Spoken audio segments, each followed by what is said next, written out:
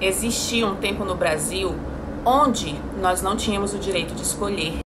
A gente não escolhia o presidente e era proibido discordar. Assim foi durante 21 anos, durante o regime militar. Pois bem, o regime militar, ele foi um período da política brasileira em que os militares conduziram o país. Também foi uma época marcada pelos chamados atos institucionais que substituíram a Constituição.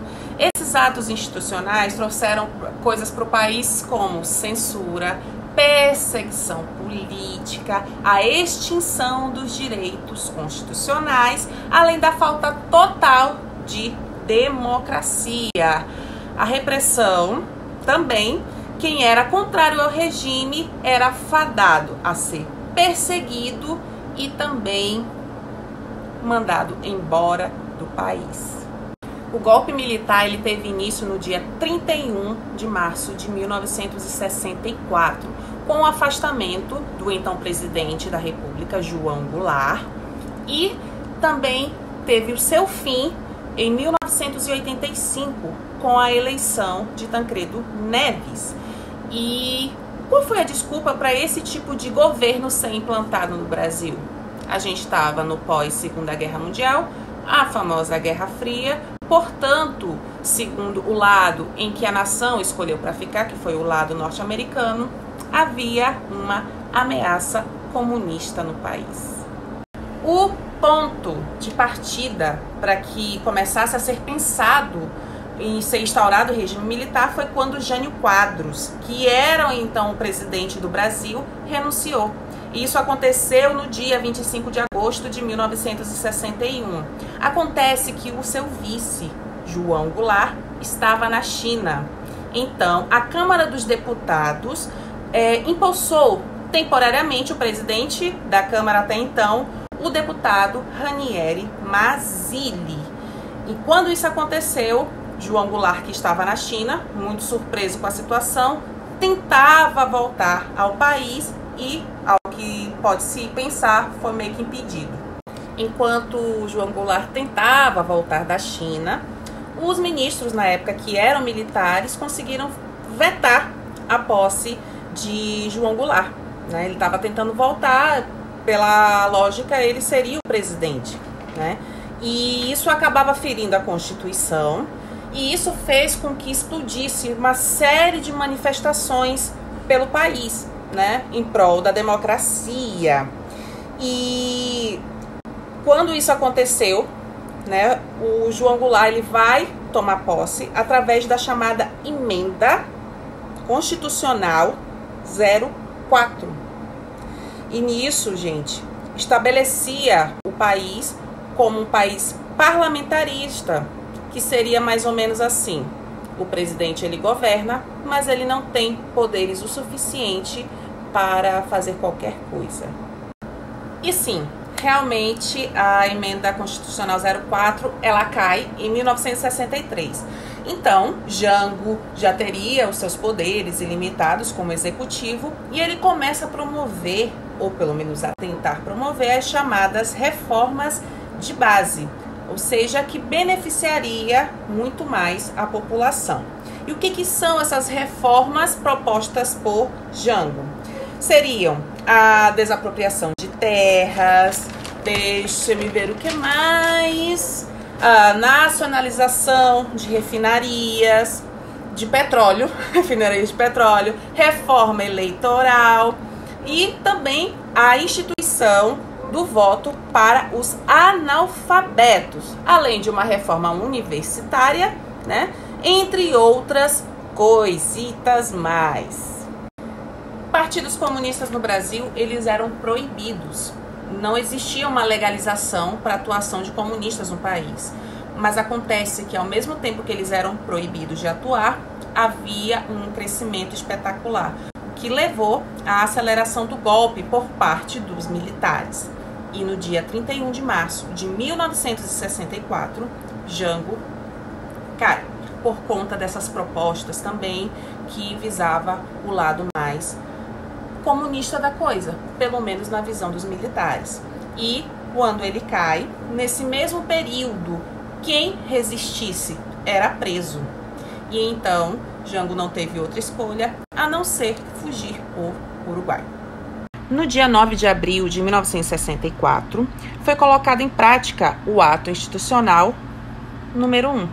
O Ato Institucional número 1, ele dava plenos poderes ao Congresso de escolher de forma indireta, sem eleições, sem participação popular, o presidente da República. E o presidente escolhido nesse período foi o general Humberto de Alencar Castelo Branco. Agora a gente vai falar um pouquinho de como foi o governo do Castelo Branco, de forma mais direta. A gente não vai fazer biografia dele não, tá certo? No governo do Castelo Branco foi estabelecido, a partir dele, as eleições indiretas para presidente. Ele foi que dissolveu os partidos políticos naquela época, parlamentares federais e estaduais, nesse primeiro momento, começaram a ser cassados. Cidadãos tiveram seus direitos políticos e constitucionais cancelados. E os sindicatos começaram a receber a intervenção direta do governo.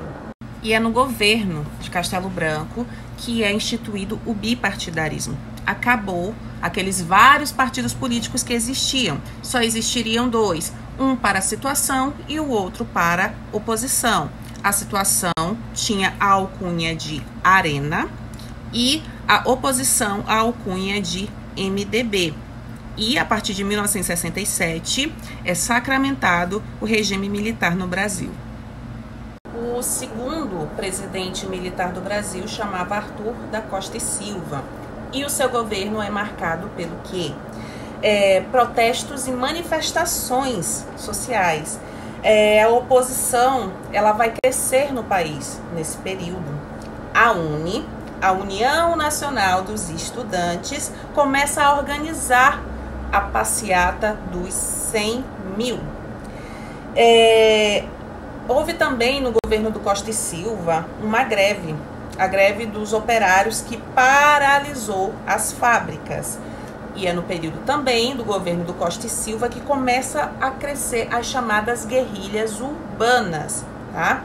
Nas guerrilhas urbanas eram jovens de esquerda que assaltam, que eles sequestram, tudo isso em troca de sustento e também de negociação. E o que eles negociavam, afinal?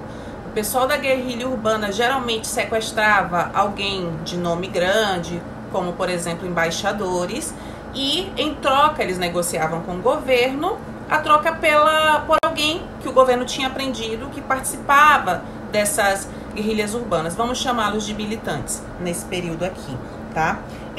Tudo isso também eles poderiam trocar essas pessoas por armas, justamente para continuarem essas lutas. E no dia 13 de dezembro de 1968, o governo, por conta desse monte de manifestações, porque o povo ainda protestava, embora fosse proibido, no dia 13 de dezembro de 1968, o governo ele decreta o Ato Institucional número 5, o mais duro do governo militar.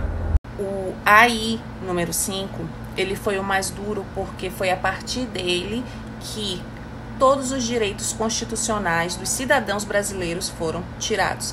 O AI-5, ele aposentou juízes, cassou mandatos, acabou com a garantia do habeas corpus, era o fim, literalmente, dos direitos civis e, consequentemente, aumentou a repressão militar e policial contra qualquer pessoa que ousasse se opor ao governo.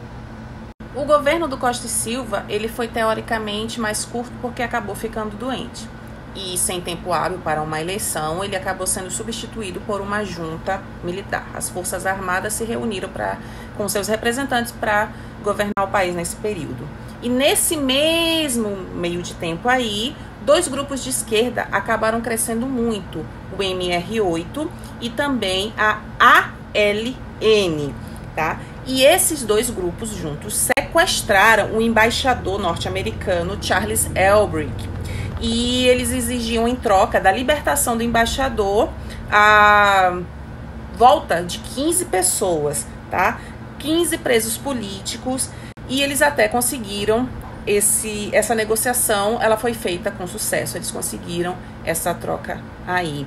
Mas acontece que nesse mesmo período é decretado a Lei de Segurança Nacional, que decretava o exílio e a pena de morte em casos de guerra psicológica, adversa ou revolucionário ou subversiva. Qualquer coisa que subentendesse que era contra o governo, essas pessoas seriam expulsas do país. Simplesmente, talvez até desapareceriam, tá? E no final de 1969, o líder da ALN, Carlos Marighella, é encontrado morto em São Paulo.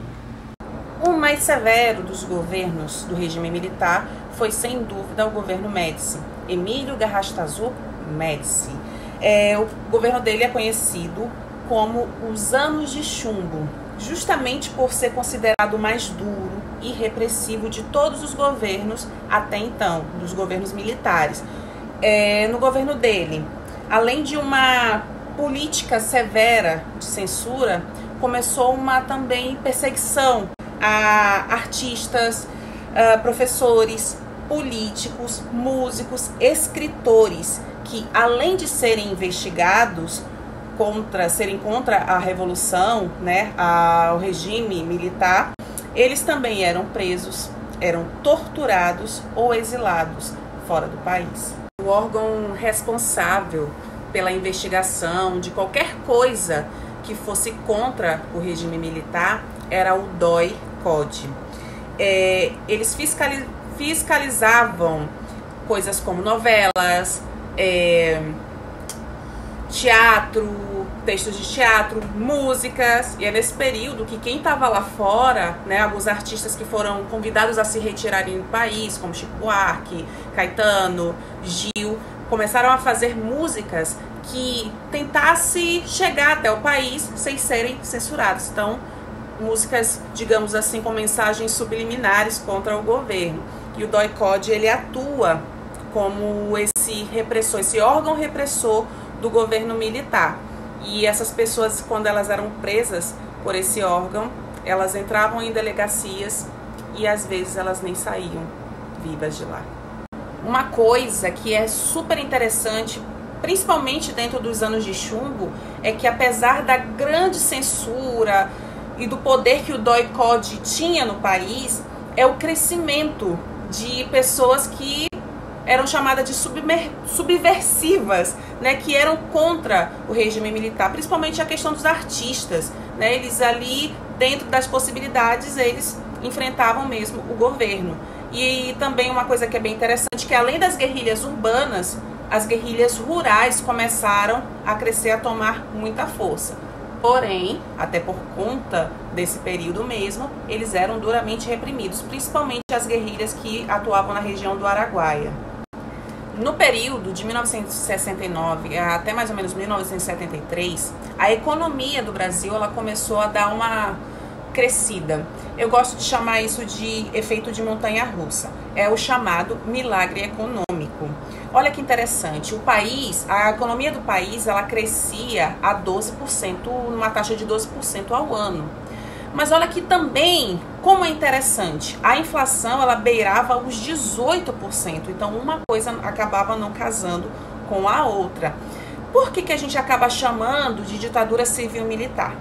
Porque grandes empresários, eles não apoiavam o comunismo, porque eles teriam muito mais a perder do que a ganhar. Por isso que quando houve o tal do golpe, os empresários, a população mais endinheirada do país ficou ao lado do regime.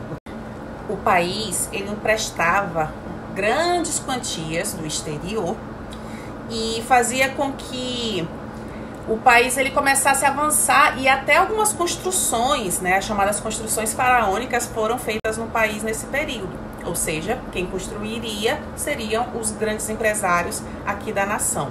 Então, gente, coisas como a Ponte Rio-Niterói surgiu aí no país. Inclusive, o maior projeto de todos que nunca foi terminado foi a chamada Transamazônica, rodovia Transamazônica. Pois bem, acontece que a riqueza, ela só ficava aqui em cima. A população não ganhava nada com isso, os salários eram congelados, eles não tinham tanto poder de compra assim. Por isso que uma coisa acabava não casando com a outra, tá? E esse empréstimo acabava gerando juros tão altos que acabou gerando uma dívida externa, que era uma dívida muito, muito maior daquilo que o país podia pagar. Então, o efeito montanha-russa se dá por quê? A economia vai subindo, mas vai chegar uma hora que ela não vai cair, mas sim despencar. O início do governo de Geisel, ele coincide com o fim do milagre econômico. Pois bem, com essa dívida externa do Brasil, começou a exigir, principalmente a população mais endinheirada, começou a ver que o regime ele não estava funcionando tão bem assim. Então, é no governo do Geisel que é prometido a volta da democracia. Mas essa volta ela se daria por um processo lento e gradual rumo à democracia. Então, nesse período também, por conta da situação econômica do país, algumas coisas, principalmente a oposição, começa a ganhar força por conta de protestos e com a insatisfação da população. A oposição política nesse período começa a ganhar muita força. Eles ganham força no Senado e na Câmara dos Deputados. E muito interessante também é que a oposição ela começa a ganhar as eleições da prefeitura das grandes cidades, principalmente. Mas muitos militares, dos chamados linha dura, eles começam a agir clandestinamente, principalmente assassinando os membros da chamada esquerda aqui do país. Talvez o mais famoso assassinato foi o do jornalista que morreu em São Paulo, o jornalista Vladimir Herzog. E isso gerou tanto alvoroço, que levou em 1978 à extinção do AI-5. O governo de João Figueiredo, ele vai ser marcado por ser o último governo do regime militar, antes da redemocratização. E no governo de Figueiredo é decretado a lei de anistia. Você sabe o que é anistia? Anistia é o perdão concedido, né? E nesse caso, as pessoas, políticos, artistas que tinham sido condenados por crimes políticos e que tinham sido expulsos do país, poderiam retornar tranquilamente para a nação brasileira, né? Mas os militares linha dura continuavam atacando clandestinamente alguns órgãos da imprensa e também da OAB. E talvez o mais famoso ataque desses militares linha dura tenha acontecido em 1981, durante um show no Rio de Janeiro, em comemoração ao Dia dos Trabalhadores. Essa bomba ela explode, não fere ninguém, assim, pelo menos não de renome. Eles tentam abafar o caso, morre uma pessoa, eles tentam abafar esse caso e nada foi comprovado. Mas, enfim, em 1979 também é aprovado a lei que restabelece o pluripartidarismo. E é nesse período que nascem dois partidos que vão começar a fazer barulho, bastante barulho no país, que é o PT e o PDT. Nos últimos anos do governo militar, o Brasil ele sofria com a alta inflação e a recessão econômica, ou seja, em vez da economia fluir, ela estava retrocedendo, né? Então, a oposição crescente e nesse período também houve o fortalecimento dos sindicatos, ou seja, o povo começava a ganhar voz outra vez. Já em 1984, artistas, jogadores de futebol, políticos de oposição, eles começaram a fazer um movimento que ficou conhecido como as diretas já, que era pedir as eleições diretas para presidente. A emenda Dante de Oliveira ela não é aprovada, né, pelo colegiado, e o colégio eleitoral acaba fazendo a eleição já para a volta da democracia de forma indireta. E numa disputa entre vários partidos que existiam ali, ficou entre Paulo Maluf e Tancredo Neves.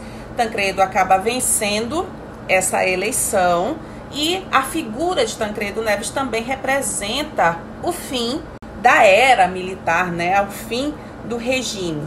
Mas olha que interessante, Tancredo já era muito idoso e ele acaba ficando doente e acaba morrendo antes de assumir a presidência. Então, embora com medo, o vice, ele toma o lugar, né? O vice chamava José Sarney. E em 1988 é aprovada uma nova Constituição 100% democrática. Quem é o autor, em conjunto, óbvio, mas é Ulisses Guimarães que faz essa Constituição andar para frente. Você sabe o que é Constituição? Constituição é o novo conjunto de leis do Brasil, nesse caso, a partir de 1988. Galera, muito obrigada por ter acompanhado até aqui. Eu espero que esse vídeo sirva de um bom entendimento para vocês nesse resumo sobre o que foi o regime militar no país. Muito obrigada por tudo e até a próxima.